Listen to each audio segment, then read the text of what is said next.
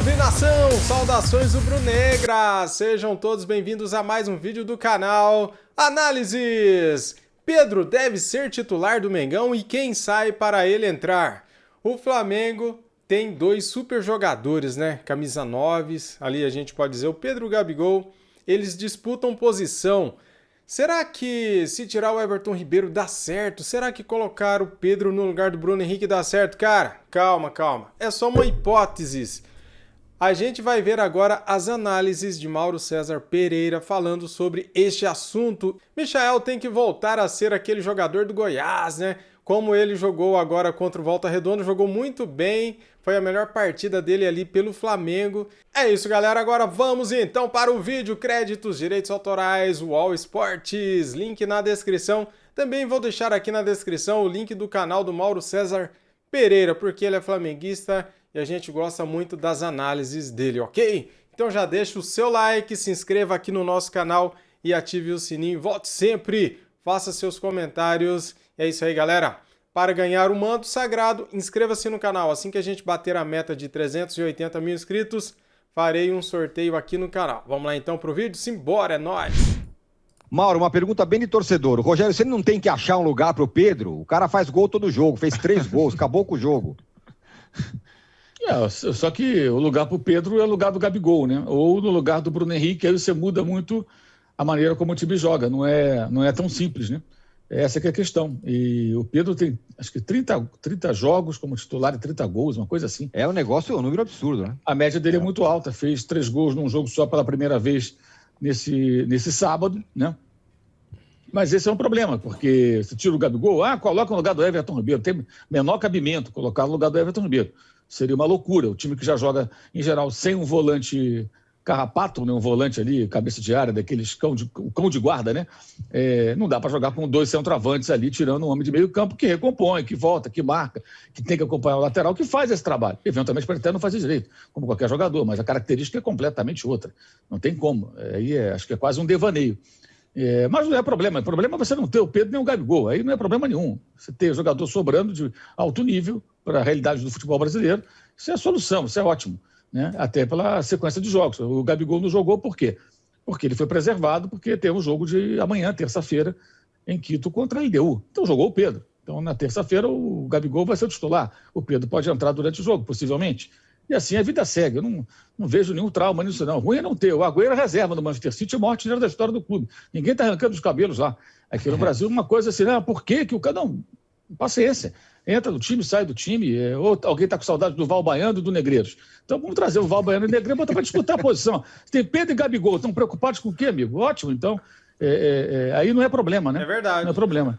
Agora, no sábado, acho que importante, mais importante, na minha opinião, do que o Pedro fazendo muitos gols, que é a rotina, né? Embora tenha perdido claras chances no começo, até por um certo preciosismo em uma delas, foi a atuação do Michael, que é um jogador de 7 milhões e meio de euros que precisa ser recuperado. Primeiro que o rapaz é esforçado, coitado. Ele teve aquele período de férias, né? Do time que foi campeão brasileiro. E ele já voltou bem antes, ele teve 5 dias de intervalo só, já voltou para treinar e jogar com aquele time dos garotos que começou o campeonato. Ele tem 6 assistências no campeonato, é o jogador que mais deu passe para gol. E deu duas assistências para o Pedro, e assim, a primeira foi uma jogada toda dele, roubou a bola, coisa que ele não fazia. Ele está aprendendo a marcar no campo de ataque, a voltar para recuperar a bola, acompanhar no contragolpe adversário, o jogador que ele tem que marcar. No jogo passado mesmo, destaquei que ele fez uma roubada de bola no campo de defesa aos 46 do segundo tempo. Coisa que ele não fazia. Um jogador que não teve formação em base, né? Ele virou profissional já adulto, né? Ele entrou no futebol já quase profissional, jogava na várzea, aquela coisa toda. Então, falta na formação dele como jogador, faltam alguns elementos ali que eu acho que ele está aprendendo no dia a dia. E ele roubou a bola no campo de ataque, entortou 2 adversários e falou: Pedro, faz o gol. Levantou a cabeça, fez tudo perfeito. O primeiro gol foi todo dele. O Pedro só teve o trabalho de, com a frieza habitual, dominar e finalizar muito bem no alto para fazer 1-0. O segundo, o Vitinho, que jogou muito bem de novo. Acionou o Michael, ele acelerou, na hora certa deu o passe, tudo perfeito. Então, acho que a grande notícia para o Flamengo foi a participação do Michael. O jogo já era para estar uns 2-0 no primeiro tempo, não fossem os gols perdidos pelo Pedro e pelo Everton Ribeiro. Chances claras que eles perderam, os dois perderam. Então já era para o Flamengo estar vencendo o jogo. O time do Walter Redonde tinha dado 2 finalizações com o Aleph Manga, que é um jogador interessante do time, né? Uma delas até o Diego Alves fez uma boa defesa e nada mais. O Flamengo finalizou 10 vezes. E 4, 5 vezes, assim, dentro da área, diante do goleiro, e não aproveitou. Aí no segundo tempo os gols saíram graças ao Michael, ou seja, o jogo não ficou dramático. O jogo foi até, acho que, fácil em relação à qualidade do Walter Redonde, que é um time bem organizado, um time interessante, que depois tomou gol, atacou muito o Flamengo, né? Foi para cima, achei bem legal a postura do time, mas a diferença técnica mesmo, o Flamengo com reservas, quase todo mundo reserva, e ela é muito evidente, né? Então acho que foi um sábado muito bom para o Flamengo, porque o Pedro voltou a marcar, e dessa vez 3 gols, e o Michael fez um jogo que ele foi decisivo. Teve uma participação super importante, o que é importante demais, porque você tem que recuperar um cara desse. Primeiro pela característica que ele tem, né? Que só ele no elenco tem a característica, drible em velocidade, mudando de direção, um jogador muito rápido, então é bom ter um cara desse no elenco, por isso que o português o pediu. 7,5 milhões de euros realmente foi muito dinheiro, acho que aceitaram uma pedida muito alta pelo futebol que o rapaz apresenta, ou apresentou até agora. Mas agora o negócio está feito. Você faz o quê? Você tem que tentar recuperar o jogador. Ele e o Léo Pereira. Só que o Léo Pereira foi multado, faltou a treino, se envolveu numa situação aí extracampo que complica demais a situação dele. O Michael, ao contrário.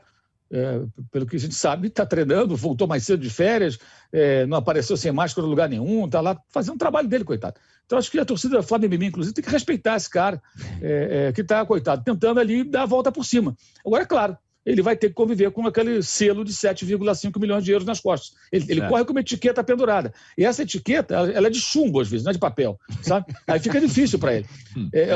E isso é inerente à situação do jogador. Também não tem como fugir, porque se você custa esse dinheiro, você começa também a ganhar muito dinheiro. Os seus empresários vão ganhar comissões altas, o jogador vale muito, todo mundo que o cerca ganha muito. Amigo, se você passou a ganhar mais e tudo, você vai ser mais cobrado também. Mas ele está lutando. Então isso é digno, embora eu acho que a cobrança com relação ao valor investido, ele vai ter que conviver com ela. Como qualquer jogador do mundo tem que conviver. Você custa muita grana, o Pablo no São Paulo é a mesma coisa, o Luan, mesmo não sendo tão caro como você imaginava no Corinthians também, porque teve um investimento, né? E assim vai. Ô Mauro, agora sem o Gerson e também com problema na zaga, né? Ainda sem o Rodrigo Caio, como vai o Flamengo para o jogo de amanhã, nessa terça-feira? Essa é a questão. Ele pode colocar o Arão no meio-campo e a zaga com o Bruno Viana e o Gustavo Henrique. Eu acho que ele não vai mexer na zaga, vai ficar com o Arão e o Gustavo Henrique e vai solucionar com um dos garotos da base. Jogaram o João Gomes e o Hugo Moura, o jogo contra a Portuguesa. Imagino que um deles vai ser o titular, é o que eu imagino. Eu acho até que o Hugo Moura tem características melhores, é mais forte, é mais volante, né? O João Gomes é mais jogador que sai mais para o jogo, é mais condutor de bola. Então, acho que o cara ali com um passe longo, que sabe proteger ali a defesa, pode ser mais interessante para um jogo na altitude, inclusive, né? Mas ele deve estar treinando, ele está treinando os jogadores e pensando na solução, né? Sábado, inclusive, os caras que não jogaram treinaram mais cedo. E imagino que a dúvida fique entre esses jogadores aí. Tivesse o Thiago Maia já liberado, esse problema seria minimizado, né? Ou até eliminado, porque o Thiago Maia tem condições de substituir o Gerson ou qualquer um outro ali, ou ser titular sem problema nenhum. Mas ele vai voltar só mais em algumas semanas, não se sabe exatamente quando. Então, acho que vai ser essa a questão. Aí a gente volta à história do Pedro Gabigol. Se o Flamengo tivesse um clone do Gerson, alguém ia reclamar? Olha, tem o Gerson e o Gerson segundo. Os dois são iguaizinhos, jogam igual, são irmãos gêmeos, o futebol é idêntico. Pô, que problema? Tem que jogar o Gerson segundo. Não, você tem um na reserva, o outro joga, ótimo. Né? Ruim não ter o Gerson. Esse exemplo que você deu até muito bom. Esse exemplo que você deu até é muito bom, que o Thiago Maia não pode jogar, mas ele por exemplo, é um bom exemplo, né? Exato. Teria um jogador, né? O Thiago Maia ficou um tempo na reserva. Se estivesse em condições, ele fez uma cirurgia, né? Ainda não voltou. Isso não é problema, isso é solução, gente. Você monta elenco para isso, para ter jogadores que previsão, podem entrar. Oi? São 15 dias, parece, né? Tá bom. O Gerson, eu acho que não Thiago joga. Maia.